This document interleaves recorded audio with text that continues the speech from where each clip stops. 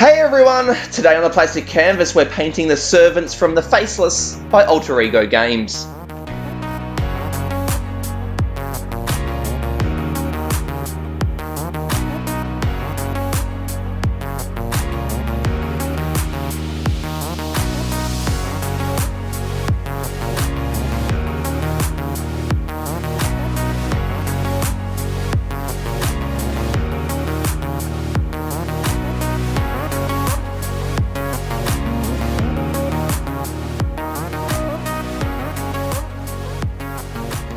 Hey everyone, Matt here from the Plastic Canvas and welcome to episode 6 of this Faceless series. Today we're painting the servants. Now these are a Kickstarter exclusive. We obviously got the Kickstarter edition of the game, and yeah, so in the rulebook these guys are listed under an expansion heading. Anyway, we still haven't played the game yet, but it looks like these guys work with the Billygoat to make it a little bit more difficult for the party to move around, try and collect all of the memory tokens, all of those sorts of things. Alright, now straight off the bat here, I'm just doing a bit of a test to see what sort of approach I'm going to take with painting these, because I am sort of speed painting them. Now there's 8 servants all together, and I'm doing 2 of them blue, 2 of them red, 2 of them green, 2 of them purple, just to get a bit of colour variety out on the table. So I did a zenithal prime on all of them with my airbrush, and now I'm just checking to see how it looks by then just putting a wash straight over the top of that, as opposed to doing what I guess I would call a zenithal base coat. So starting with with that one in particular, started with a really deep blue, covering it all over, then lighten that off a bit, hit it from a fairly high angle, and then lightened it off even more, and then hit it from directly above, just to very quickly work in some shading. As you can see, it looked a lot better with the airbrush. The wash just didn't have enough depth of color in it, or at least a strong enough color to look all right on its own. So yeah, going with the zenithal base coat. So yeah, now just working through and just doing that base coat with each color. So what I've found in the past when I've done this kind of approach is that I don't start with a dark enough color and I don't finish with a bright enough color. So that's what I was trying to be conscious of with these, was really starting with a deep version of that color. So with the purple, trying to start with a really deep purple. With the green here, you can see I've mixed some black in there just to really darken it off. That peacock green there is the darkest green that I have, because to build that contrast you need like the more difference that there is between the darkest color and the brightest color, the more contrast will come out. So yeah, just really try to start with a really dark version of that color, and then end up finishing with quite a bright version of it, so that when you're sitting around the edge of the table you can actually see that transition of tones. They don't get lost because you're not looking at them from 2 inches away.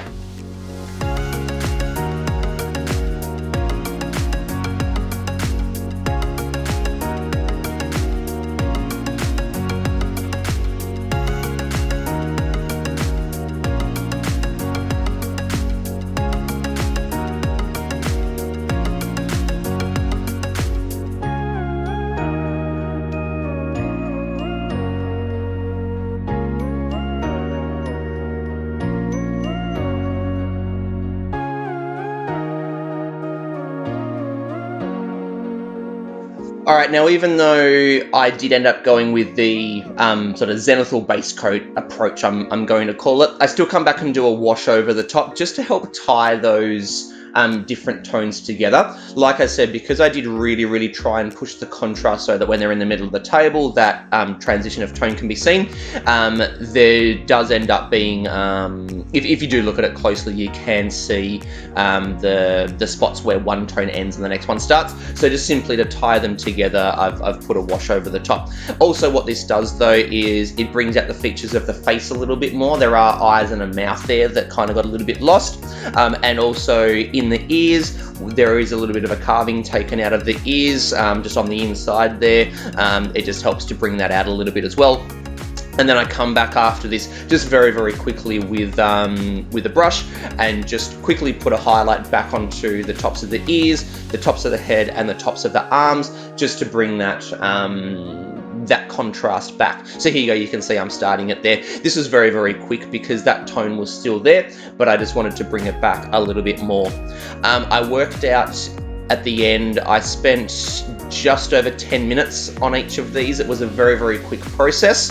That was probably for the actual painting section. I do base these so that they tie in with the other minis from the game, because I did spend a little bit of time with the basing there. So by the time I'd done the basing, they ended up being about maybe 15 minutes for each of them. But I'm sure, like, if I used a brush right from the start, that probably would have been a little bit longer. So the airbrush definitely saved some time. But yeah, with how these come out in the end, 15 minutes for each of them, I'm pretty happy with how that with how they've come up for that amount of time to be spent on them. So for the highlighting here, all I've done is just gone back to the same tone that I used for the last stage of the airbrushing. So you would just here with the light blue, and then I'm just feathering out the edges. So just putting the paint down where the highlight would be, washing the brush off so that I've then just got some wet bristles, and then just feathering that edge out so it just gets a smooth transition. So that I'm not doing any other tones for the highlighting, just purely that brightest one, feathering it out. And then, as you can see, after I feathered, then just popping the last little bit right in the middle where that light would be hitting, just to build the contrast in there.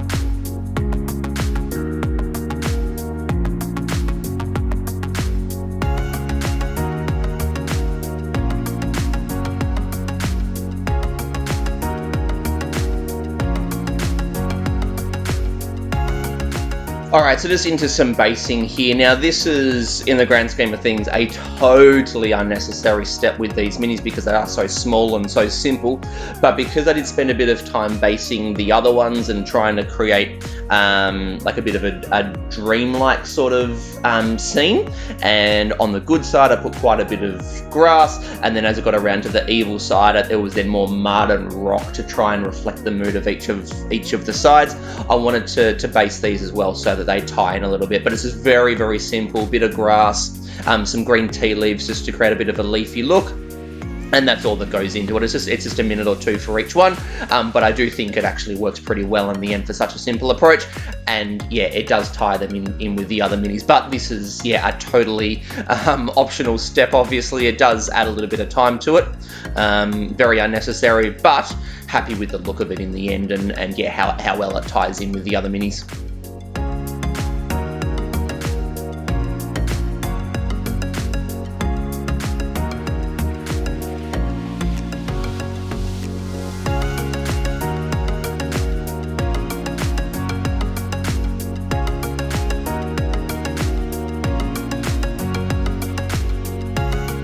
Alright, so this is the last step that goes into basing each of them, and so that means our servants are finished, and these are the last minis from the game. So this series, in terms of painting, is now done. So if you've been watching these videos, thank you very, very much for sticking around and watching these, especially if you've got the game and you get something out of these that you can then take away and use when you actually paint the minis yourselves. I really, really hope you've gotten something out of it for that. And please do, if you do use any of these videos for your own painting, please do take some pictures and post them on either the Facebook, Twitter, or Instagram account that I've set up for this channel. I would love to see how you use these videos, or even if you take an approach that I've done and use it on a totally different mini, I would love to see that as well. So yeah, please do stop by the Facebook, Twitter, and Instagram accounts that I have set up for the channel, and also like and subscribe to stay up to date with these videos as they keep coming out. Now that this is done, I'll be moving on to other games. So with all that being said, this is Matt from the Plastic Canvas signing out. Happy painting, everyone. Cheers.